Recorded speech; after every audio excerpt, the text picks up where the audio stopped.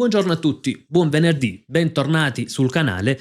Torniamo a parlare di calciomercato in casa Inter con delle offerte che sono arrivate per Luis Enrique e le ultime per quanto riguarda la situazione Ivan Perisic, Dibu Martinez, un Vlahovic che è stato accostato all'Inter per il prossimo anno e qualche dubbio riguardo alla gestione di questo calciomercato.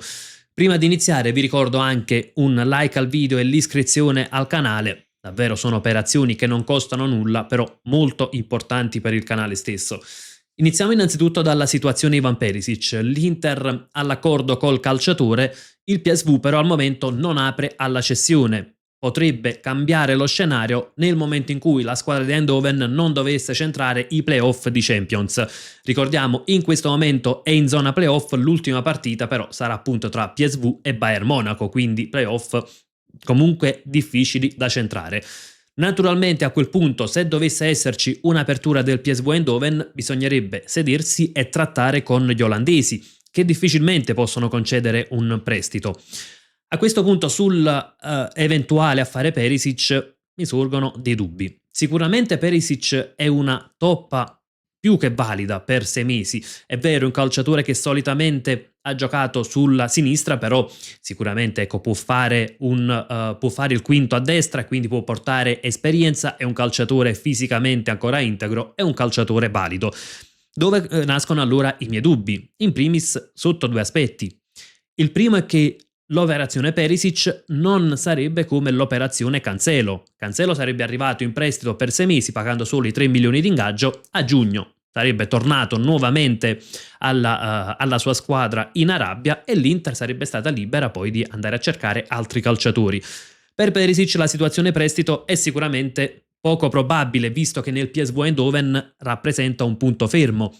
E allora bisognerebbe trattare, quindi acquistarlo, pagare il cartellino al PSV Eindhoven, che per quanto non possa chiedere una cifra molto alta, visto che è un calciatore che va per i 37 anni, visto che comunque ha un contratto solo fino a giugno 2027, comunque bisognerà trovare un accordo col PSV Eindhoven, dopodiché fare un contratto quantomeno fino a giugno 2027, e quindi l'Inter si troverebbe a fare un esborso economico per un 37enne ed il prossimo anno iniziare comunque la stagione con un calciatore che addirittura andrà poi per i 38 anni. Chiaramente, ecco, dal punto di vista della lungimiranza non mi sembra una grandissima mossa di mercato. Diversamente invece se dovesse arrivare, ecco, magari per un prestito di 6 mesi, ma sembra improbabile. L'altro punto sui quali mi sorgono dei dubbi è che se la situazione può cambiare dopo l'ultima giornata di Champions, l'ultima giornata è praticamente il 28 gennaio. Significherebbe andare a trattare col PSV Eindhoven il 29 gennaio per trovare una quadra. Sono gli ultimi giorni di mercato. Nessuno assicura che il PSV aprirebbe poi alla cessione nel caso in cui fallisse l'accesso al turno successivo di Champions. Significa che se il 29 gennaio il PSV continua a fare muro sulla cessione di Perisic, rimarrebbero pochissimi giorni, l'Inter praticamente non si rafforzerebbe, perché stento poi a credere che nel giro di 2 giorni l'Inter troverebbe un'alternativa, cosa che non ha fatto praticamente fino ad oggi. Quindi insomma il nome di Perisic accostato all'Inter non mi dispiace in sé, naturalmente, per ciò che può dare il calciatore e per l'affetto anche che c'è nei confronti dello stesso Perisic. Sicuramente come idea di mercato non è un qualcosa che mi esalta. C'è poi invece sono arrivate delle offerte per Luis Enrique. Le offerte sono dal Bournemouth e dal Besiktas, che addirittura avrebbe rilanciato dopo il primo rifiuto. L'Inter però le ha rifiutate entrambe. Ecco, sul rifiuto sulle offerte per Luis Enrique, anche qui mi sorgono grossi dubbi.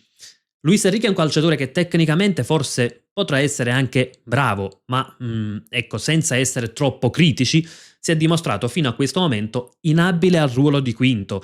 Ecco, molto spesso è sembrato un calciatore in difficoltà tatticamente per svolgere quella funzione.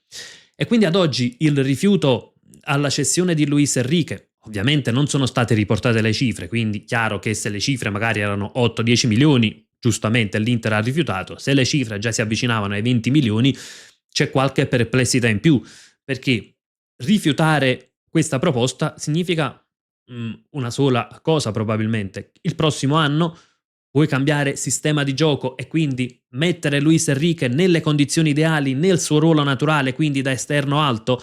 E allora in quel caso c'è una motivazione per rifiutare questa offerta, cosa che al momento non credo che sia già in programma. Oppure c'è un calciatore che magari ha dato già delle indicazioni positive, che sta migliorando di partita in partita, allora ci si aspetta che possa esplodere da un momento all'altro, cosa che francamente non ha dimostrato Luis Enrique. Ha fatto dei piccoli passi in avanti dal punto di vista tattico, ma ancora oggi rappresenta il punto debole dell'11 dell'Inter. Quindi se fosse arrivata un'offerta magari tra i 18 e i 20 milioni, ecco, il rifiuto mi lascia molto perplesso, anche perché poi a quel punto si poteva andare a puntare ad un calciatore più adatto tatticamente a fare quel tipo di lavoro. Aver fatto una minusvalenza non troppo importante, ecco, perché è stato pagato 25 milioni, se l'Inter lo avesse ceduto magari per 18-20, ammesso che fossero state quelle le cifre, sarebbe significato, ecco, non fare minusvalenza, avere soldi disponibili per andare a trovare un altro quinto, e un quinto che potesse, ecco, sopperire all'assenza di Dumfries lo avremmo trovato. Ecco, in più di un'occasione abbiamo parlato anche di nomi non troppo costosi. Per esempio, ieri abbiamo analizzato ciò che sarà Inter Pisa e c'è Idrissa Touré, che non ha la qualità di Dumfries, però per caratteristiche potrebbe sicuramente sostituirlo meglio. Corsa, fisico, altezza, quindi anche per eventuali colpi di testa, è già abituato a fare quel lavoro a tutta fascia. Ecco, un Inter che rifiuta l'offerta per Luis Enrique, forse ancora nella speranza che possa esplodere e che possa valorizzarlo. Non dico che sicuramente non avverrà, però ad oggi neanche abbiamo gli elementi per essere più che convinti che sarà un processo che arriverà e che quindi tenere il calciatore possa poi portare effettivamente un vantaggio, anche perché se Luis Enrique dovesse essere ancora questo fino a fine anno, poi risulterà un tantino più difficile cederlo, soprattutto se poi l'Inter, ecco, dovesse ancora puntare su di lui, dovesse ancora tenerlo un altro anno. Ecco, rischiamo di ritrovarci in quelle situazioni che abbiamo vissuto spesso negli ultimi anni con calciatori che magari non erano adatti al tipo di gioco, non si integravano in squadra, però si faceva poi fatica a cederli. Situazione di Bu Martinez invece, l'Inter non prenderà Martinez dall'Aston Villa, quindi è stato un nome offerto all'Inter più che cercato dai dirigenti dell'Inter, come ecco, è stato riportato anche dal giornalista Fabrizio Romano. Sono tanti nomi che vengono offerti ad ogni squadra, l'Inter però non è interessata, anzi nella lista dei portieri che cercherà l'Inter in estate, in testa alle preferenze c'è probabilmente il nome di Vicario, che non ha un ingaggio pesantissimo al Tottenham, che potrebbe essere lasciato libero a fronte, ecco, di una cifra non molto elevata, ecco, dal Tottenham stesso. Si è parlato anche intorno ai 30 milioni. È un portiere di 30 anni, quindi con la giusta esperienza, ma ancora tanti anni di carriera davanti a sé, almeno 4-5 anni se non di più ad alti livelli. Quindi insomma le idee dell'Inter sono concentrate su altri tipi di profili, non su Dibu Martinez, che anche lì lasciava tante perplessità, comunque in primis per il fattore anagrafico. Parlavamo di un 34enne, fortunatamente arrivano le smentite a quelle voci che erano circolate. Situazione Vlahovic è stato più che altro accostato, ecco, si è parlato di un Marotta che si è interessato. Secondo me è un affare innanzitutto complicato, perché Vlahovic ha un ingaggio molto importante, probabilmente non otterrà lo stesso ingaggio dopo la scadenza del contratto con la Juventus, però ecco, è un calciatore che potrebbe attirare anche gli interessi dall'estero, gli interessi dalla Premier, e lì chiaramente potrebbero offrire cifre più alte. Detto questo, ovviamente l'eventuale arrivo dovrebbe essere subordinato ad una partenza di Thuram. Non sarebbe da escludere, anche perché Thuram ha pur sempre la clausola, anche perché, ecco, l'eventuale arrivo di Vlahovic comunque significherebbe che uno lì davanti dovrebbe partire, però ad oggi la mia sensazione è che sia un nome soltanto accostato all'Inter, ma non credo, ecco, che l'Inter prenderà Vlahovic, almeno è una mia semplice sensazione. Arriviamo anche a quelli che sono un po' i dubbi in questo calciomercato e nella gestione generale dell'Inter. Quante volte ci sentiamo dire da Marotta l'Inter è difficilmente migliorabile? Non c'è nulla di più falso. Andiamo a guardare le dirette concorrenti, quindi le squadre che sono vicino a noi in classifica. Il Milan prende Fulkrug, che non sarà il nuovo Van Basten, però è comunque un calciatore che mancava al Milan ed è stato già decisivo nell'ultima giornata di campionato. La Juventus tratta En-Nesyri per risolvere il problema centravanti. La Roma ha preso, tra gli altri, Malen, che è sicuramente l'acquisto di spicco e che ha fatto benissimo già alla prima presenza in giallorosso. Il Napoli cede Lang e Lucca, che sono calciatori in questo momento che erano in esubero, quindi calciatori che non hanno convinto, un po' come Luis Enrique, solo che il Napoli riceve l'offerta e cede, noi continuiamo a puntare sugli stessi calciatori e soprattutto sta andando a prendere Giovanni, insomma, il calciatore del Verona e come vediamo le altre riescono a rinforzarsi sul mercato, qualcosa c'è per migliorare la rosa. Ecco, il fatto che noi sentiamo dire che l'Inter è difficilmente migliorabile e che nel mercato di gennaio non ci sono calciatori per alzare subito il tasso tecnico della rosa è un qualcosa che mi lascia molto perplesso. Però ad oggi, al 23 gennaio, l'Inter continua ad avere un problema importante per quanto riguarda il quinto a destra, sia numericamente sia qualitativamente, e non si è mosso ancora nulla. Si spera di sbloccare la situazione Perisic negli ultimi giorni di mercato. Se non dovesse essere Perisic, si rischia davvero di rimanere così.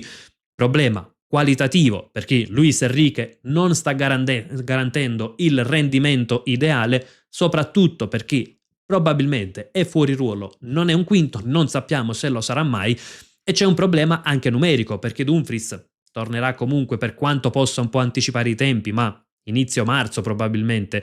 Dobbiamo sempre capire come tornerà, in quali condizioni. Ad oggi abbiamo soltanto Luis Enrique, non sappiamo per quanto tempo, dovremo puntare solo su di lui. Le alternative quali sono? Darmian, insomma, un calciatore che ormai a tutta fascia potrebbe far fatica, anche lui rientra dall'infortunio, e poi ci sono delle soluzioni un po' più, tra virgolette, fantasiose per andare ad adattare calciatori, come quando viene adattato Diouf, che anche lui dimostra pienamente di non essere un quinto. Insomma, ci sono delle perplessità. Io spero che potremmo parlare diversamente del mercato dell'Inter tra qualche giorno, però ad oggi mi sembra un mercato fatto con poche idee e quelle poche sembrano anche abbastanza confuse. Poi spero di sbagliarmi e di rivedere, insomma, questo commento. Aspetto anche la vostra idea appunto nella sezione commenti, confrontiamoci sul nome di Perisic, su questi rifiuti, sulle offerte per Luis Enrique e perché no anche su ciò che ci viene detto, quindi rosa difficilmente migliorabile, il mercato di gennaio è difficile, non si riesce a trovare qualcuno che aumenti il tasso tecnico, insomma frasi che lasciano qualche dubbio. Io come sempre vi saluto con un gran bel Forza Inter.